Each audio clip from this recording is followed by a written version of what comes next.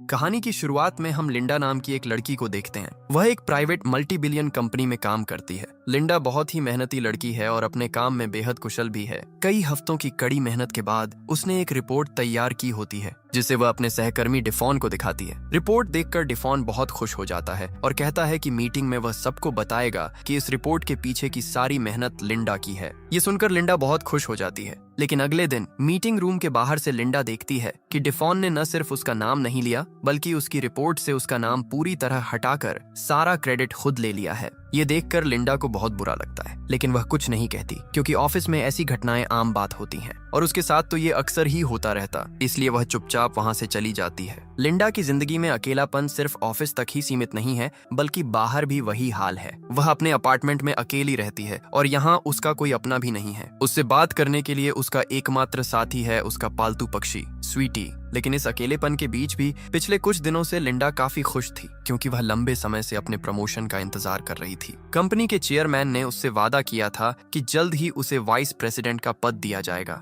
लेकिन चेयरमैन की मौत के बाद अब उनका बेटा ब्रैडली कंपनी की जिम्मेदारी संभालने वाला था। लिंडा को पूरा विश्वास था कि उसकी मेहनत को देखते हुए उसे प्रमोशन जरूर मिलेगा। अगले दिन सुबह जब ब्रैडली स्टाफ से मिलने आता है तो लिंडा बड़े उत्साह से अपना परिचय देती है, लेकिन उसी समय ब्रैडली उसे खाते हुए देख लेता है और उसे बहुत गुस्सा आता है। वह किसी तरह बहाना बनाकर वहां से अपने ऑफिस में चला जाता है। वहां मैनेजर उसे बताता है कि लिंडा को वाइस प्रेसिडेंट बनाने का वादा किया गया था क्योंकि वह कंपनी की सबसे मेहनती कर्मचारी है। लेकिन ब्रैडली पहले ही अपने कॉलेज के दोस्त डिफॉन को वह प्रमोशन दे चुका होता है और लिंडा का व्यवहार भी उसे अजीब लगता है, जिससे वह और ज्यादा चिढ़ जाता है। मैनेजर उसे चेतावनी देता है कि लिंडा कंपनी के लिए बहुत जरूरी है और अगले दिन बैंक की बड़ी मीटिंग में भी उसके बिना काम नहीं चलेगा क्योंकि सारे डेटा और तैयारी सिर्फ लिंडा के पास ही है। ये सुनकर ब्रैडली समझ जाता है कि लिंडा कितनी महत्वपूर्ण है, लेकिन वह उसे प्रमोशन देने के बजाय यह सोचता है कि उससे काम निकलवाया जाए ताकि डिफॉन जल्दी सब सीख सके और बाद में लिंडा को कहीं दूर भेज दिया जाए जहां वह किसी की नजर में न आए। इसी बीच बाहर लिंडा को पता चलता है कि उसका प्रमोशन कैंसिल हो गया है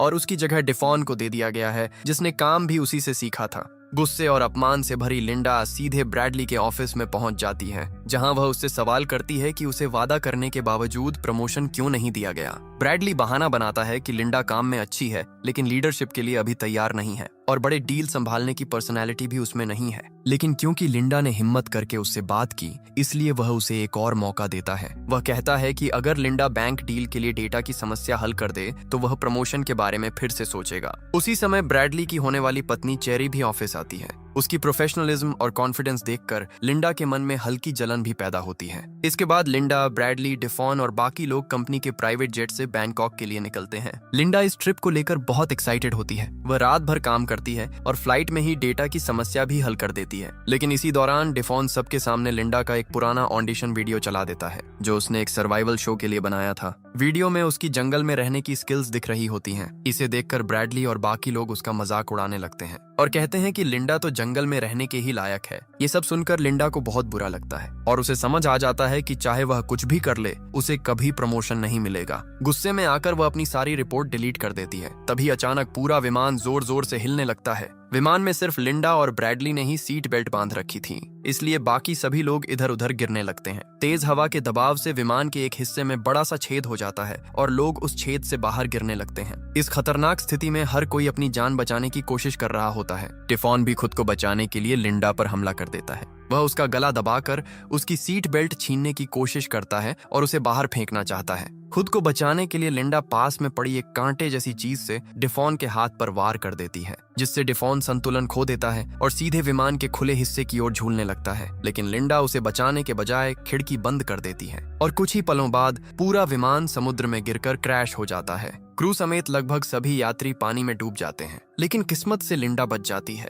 वह खुद को किसी तरह आजाद करके एक तैरते हुए टुकड़े को पकड़ लेती है। अगली सुबह जब उसकी आंख खुलती है तो वह खुद को एक अनजान द्वीप पर पाती है। कुछ देर रेत पर चलने के बाद उसे ब्रैडली बेहोश हालत में मिलता है। उसके पैर में गंभीर चोट लगी होती है। लिंडा उसे तुरंत सुरक्षित जगह पर ले जाती है। पूरे हादसे में अब सिर्फ वही दोनों जिंदा बचे होते हैं और अब इस सुनसान द्वीप पर उनके जीवित रहने की असली लड़ाई शुरू होती है। लिंडा को पहले से ही जंगल में रहने और सरवाइव करने की जानकारी होती है, इसलिए वह एक तेज पत्थर से चाकू बनाती है और एक छोटा सा आश्रय तैयार कर लेती है। बारिश का पानी इकट्ठा करने के लिए वह नारियल के खोल जमीन में गाड़ देती है। रात में द्वीप पर भयानक तूफान आता है और लिंडा बेहोश ब्रैडली को लेकर अपने बनाए हुए आश्रय में छिप जाती है। अगली सुबह वह देखती है कि नारियल के खोल में पानी जमा हो चुका है। वह खुश हो जाती है। इसी बीच ब्रैडली को होश आ जाता है। लिंडा उसे पानी पिलाती है। डिफॉन और बाकी लोगों की मौत की खबर सुनकर ब्रैडली टूट जाता है। वह लिंडा को धन्यवाद देता है उसकी जान बचाने के लिए। लिंडा आग जलाती है, मछली पकड़ती है और उसे पकाकर खाना तैयार करती है।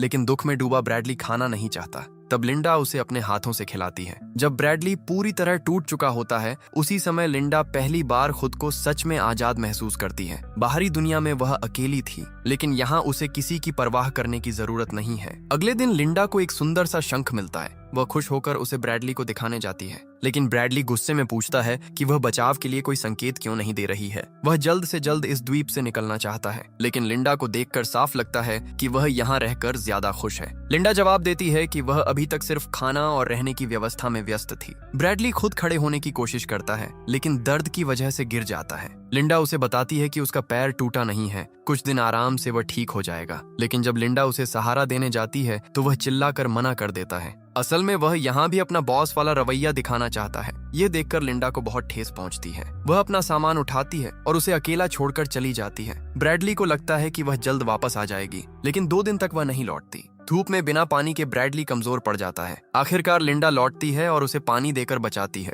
वह साफ कह देती है कि यह ऑफिस नहीं है और यहाँ वह किसी का बॉस नहीं है। अगर साथ रहना है तो सम्मान से बात करनी होगी। इसके बाद लिंडा बताती है कि उसने जंगल में जंगली सुअर के निशान देखे हैं। अगर उसे पकड़ लिया जाए तो कई दिनों का खाना मिल सकता है। ब्रैडली को पहले यकीन नहीं होता, लेकिन लिंडा सच में उस जानवर का शिकार कर लाती है। वह गर्व से उसे दिखाती है और कहती है कि उसे यह जिंदगी ज्यादा पसंद है। उस रात दोनों पेट भरकर मांस खाते हैं। अगले दिन लिंडा जंगल में एक साफ पानी का झरना खोज लेती है। वह वहां नहाती है और लंबे समय बाद खुद को आईने की तरह पानी में देखती है। तभी उसे दूर एक नाव दिखाई देती है। वह मदद के लिए चिल्लाने वाली होती है, लेकिन अचानक रुक जाती है, क्योंकि वह अब इस आजादी भरी जिंदगी को छोड़ना नहीं चाहती। वह वापस आकर ब्रैडली को इस बारे में कुछ नहीं बताती, बल्कि उसे सिर्फ झरने और अपने बनाए बैग के बारे में बताती है। इधर ब्रैडली परेशान है कि 2 हफ्ते बीत गए लेकिन कोई बचाने नहीं आया। वह लकड़ी की नाव बनाकर निकलने का सुझाव देता है, लेकिन लिंडा सुरक्षा का बहाना बनाकर मना कर देती है। असल में वह यहाँ से जाना ही नहीं चाहती। ब्रैडली समझ जाता है कि लिंडा जानबूझकर ऐसा कर रही है, इसलिए वह उससे अलग होकर अपना खुद का कैंप बनाने लगता है। लेकिन उसके पास कोई सर्वाइवल स्किल नहीं होती।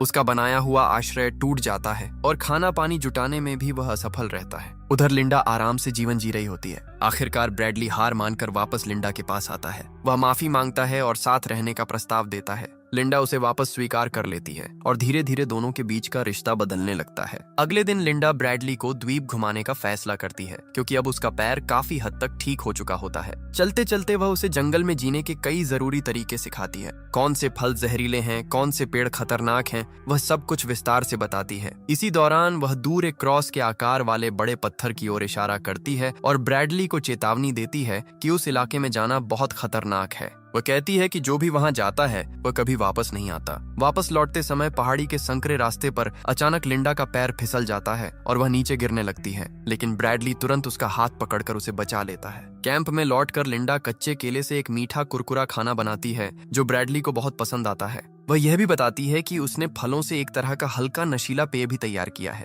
उस रात दोनों साथ बैठकर वह ड्रिंक पीते हैं। इसी दौरान लिंडा पहली बार अपने अतीत के बारे में खुलकर बात करती है। वह बताती है कि उसकी शादी हो चुकी थी, लेकिन उसका पति बहुत क्रूर और शराबी था। एक दिन गुस्से में उसने अपने नशे में धुत पति को गाड़ी की चाबी दे दी और उसी रात एक्सीडेंट में उसकी मौत हो गई। लिंडा कहती है कि उसने यह बात आज तक किसी को नहीं बताई थी। ये सुनकर ब्रैडली को समझ आता है कि लिंडा अंदर से कितनी टूटी हुई थी। इसके बाद लिंडा कहती है कि उन्हें हमेशा के लिए इसी द्वीप पर रह जाना चाहिए, क्योंकि यहाँ सुकून है, कोई लालच नहीं है। ब्रैडली इस बात पर कुछ नहीं कहता, लेकिन उसके मन में कुछ और चल रहा होता है। अगली सुबह लिंडा को हल्का हैंगओवर महसूस होता है। वह समुद्र किनारे टहल रही होती है, तभी वह ब्रैडली को नहाते हुए देखती है। उसे देखकर उसके मन में एक अलग सा आकर्षण भी पैदा होता है। लेकिन तभी अचानक द्वीप पर एक भयानक तूफान आ जाता है। उनका बना हुआ आश्रय पूरी तरह टूट जाता है। बचने के लिए वे दोनों एक गुफा में शरण लेते हैं। ठंड से कांपते हुए ब्रैडली कहता है कि उन्हें एक दूसरे के करीब रहना चाहिए ताकि शरीर की गर्मी से बच सकें, और इसी वजह से वे दोनों एक दूसरे के बहुत करीब आ जाते हैं। अगली सुबह जब लिंडा की आंख खुलती है तो ब्रैडली वहां नहीं होता।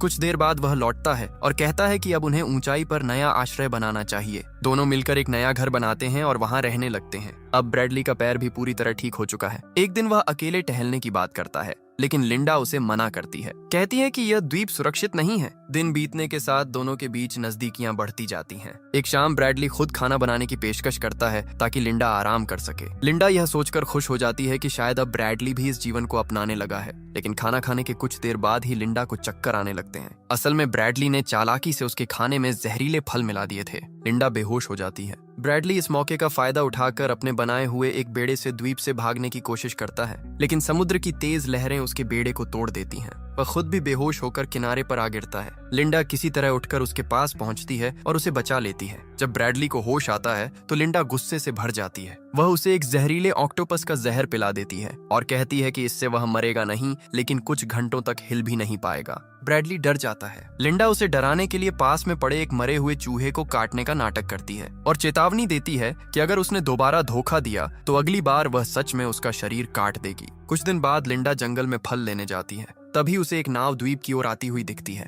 नाव में ब्रैडली की मंगेतर चेरी और एक मछुआरा होता है। लिंडा चौंक जाती है, लेकिन तुरंत खुद को संभाल कर उनके सामने रोने का नाटक करती है। वह बताती है कि विमान हादसे में सिर्फ वह और ब्रैडली ही बचे हैं। चेरी ये सुनकर खुश हो जाती है और ब्रैडली के पास जाने की जिद करती है। लिंडा चालाकी से पूछती है कि क्या उन्होंने किसी को बताया है। जब उसे पता चलता है कि वे चुपके से आए हैं तो वह उन्हें खतरनाक रास्ते की ओर ले जाती है। चलते चलते चेरी का पैर फिसल जाता है और वह नीचे गिरने लगती है। मछुआरा उसे बचाने की कोशिश करता है और लिंडा से मदद मांगता है, लेकिन लिंडा खड़ी रहती है और कुछ नहीं करती। कुछ देर बाद वह वापस ब्रैडली के पास लौट आती है और कुछ नहीं बताती। अगले दिन ब्रैडली समुद्र किनारे एक हाथ देखता है जिसमें चेरी की अंगूठी होती है। वह सब समझ जाता है। गुस्से में वह लिंडा का सामना करता है। लिंडा सच्चाई छुपाने की कोशिश करती है, लेकिन ब्रैडली यकीन नहीं करता। दोनों के बीच लड़ाई शुरू हो जाती है। ब्रैडली उसे मारने की कोशिश करता है, लेकिन लिंडा भी हार मानने वाली नहीं होती। आखिरकार लिंडा उसे घायल कर देती है। ब्रैडली भागते हुए उस खतरनाक इलाके में पहुंच जाता है। वहां जाकर उसे सच्चाई का सबसे बड़ा झटका लगता है। वह देखता है कि वहां एक आलीशान हवेली मौजूद है। मतलब यह द्वीप असल में पूरी तरह सुनसान नहीं था। वहां फोन भी था जिससे वे बहुत पहले मदद बुला सकते थे, लेकिन लिंडा ने जानबूझकर यह बात छुपाई थी। लिंडा वहां पहुंचकर सब सच बता देती है। वह कहती है कि उसने पहले ही इस जगह को खोज लिया था और सब कुछ अपने कब्जे में ले लिया था। वह ब्रैडली को कंट्रोल करना चाहती थी। आखिर में लिंडा बंदूक लेकर उसके सामने आती है। ब्रैडली उसे प्यार का झूठा नाटक करके बहलाने की कोशिश करता है। कुछ पल के लिए लिंडा डगमगा जाती है, लेकिन फिर उसे सच्चाई समझ आ जाती है। ब्रैडली हमला करता है, लेकिन बंदूक में गोली नहीं होती। तभी लिंडा एक गोल्फ स्टिक उठाकर उसके सिर पर बार बार वार करती है और आखिरकार उसे मार देती है।